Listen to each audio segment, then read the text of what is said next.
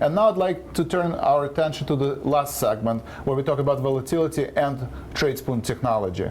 And in terms of volatility, we're kind of going back to the norm, where this year VIX has been traded anywhere as high as 25, and now it dropped. I think there was a print of 1482 on Friday, and VIX did jump today. So I think we are in a volatile market, and I think there is a contrarian indicator when VIX sells off, and such a low level as it is now, it could be a contrarian play where any geopolitical event, such as coming out of the Greece or Russia or Yemen, can create a shock in the markets, be able to buy assets that are highly correlated to volatility in order to protect and hedge your portfolio. So in the next week, Joe, what do you see in terms of volatility? You know, I think vol is cheap. I think that, but the hard part is, even though vol's cheap, the market is at levels where it's also hard to buy.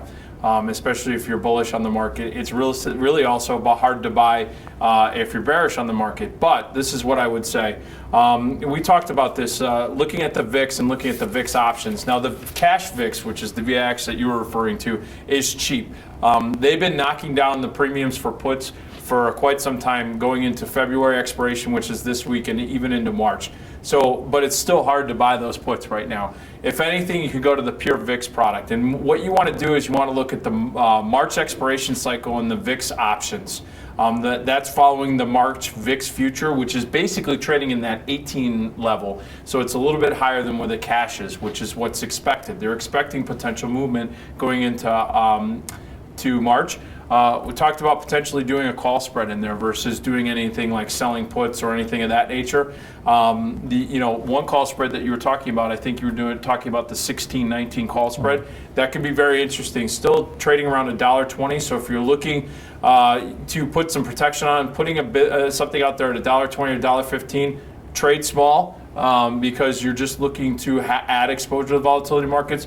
That could be an interesting play right now. And the thing is that with March VIX futures trading at roughly around 18-19, you're talking about the 16-19. If you pay $1.20 or something of that nature, or even when the VIX March futures are in that 17 range, you're almost at parity with it's paying a little bit of premium, not much.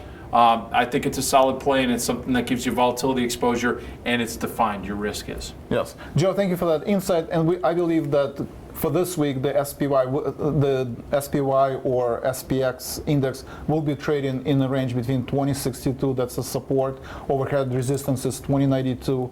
I do look at the Bollinger Bands, and I think the upper band of Bollinger Band, where we define 2 standard deviation move, that's an overhead resistance. The only thing that can carry that over is just pass.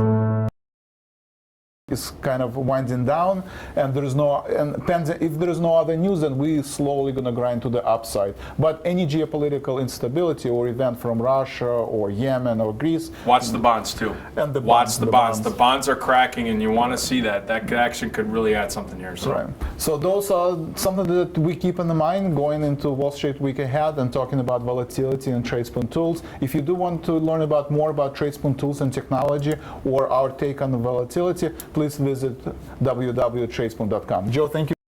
Thanks everybody for watching.